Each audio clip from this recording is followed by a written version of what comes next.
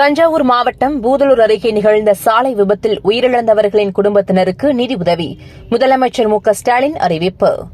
பாஜகவின் வீழ்ச்சி ஆரம்பம். இந்தியா கூட்டணியின் எழுச்சி தொடங்கிவிட்டது. தமிழக காங்கிரஸ் தலைவர் செல்வ பெருந்தகை நம்பிக்கை. காவிரியில் தண்ணீர் திறக்க உத்தரவிடக் கோரி வழக்கு. உயர்நீதிமன்றத்தை நாடுகிறது தமிழக அரசு.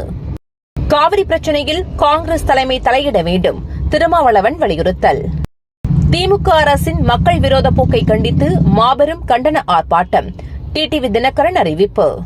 எடப்பாடி பழனிசாமி சாணக்கியர் என்பதை 2026 சட்டசபை தேர்தல் மூலம் நிரூபிப்போம். முன்னாள் அமைச்சர் செல்லூர் ராஜு பேச்சு.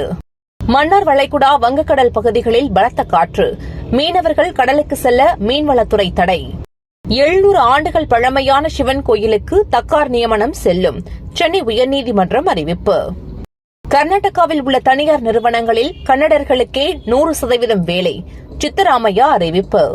கர்நாடகாவின் தாக்கம். தனியாரில் தமிழர்களுக்கு 80% பணிகளுக்கான சட்டம் இயற்ற வேண்டும். பாமக வலியுறுத்தல். சட்டசபை தேர்தலில் தனித்து போட்டி. டெல்லி காங்கிரஸ் அறிவிப்பு. சிபிஐ கைதுக்கு எதிராக டெல்லி முதல்வர் அரவிந்த் கெஜ்ரிவால் தொடர்ந்த வழக்கில் உத்தரவு ஒத்திவைப்பு. டிரம்பை சுடுவதற்கு பயன்படுத்தப்பட்ட துப்பாக்கிகளுக்கு தடை விதிக்க வேண்டும். ஜோ பைடன் வலியுறுத்தல். ஊட்டியில் கனமழையால் வெள்ளப்பெருக்கு, போக்குவரத்து முடக்கம். மக்களின் இயல்பு வாழ்க்கை பாதிப்பு. தமிழ்நாட்டில் தென்மேற்கு பருவமழை இயல்பை விட 88% கூடுதலாக பெய்துள்ளது. வானிலை ஆய்வு மையம் அறிவிப்பு. தினந்தோறும் காலை தலைப்புச் செய்திகளை உடனுக்குடன் தெரிந்து கொள்ள வணக்கம் இந்தியா நியூஸுடன் இணைந்திருங்கள்.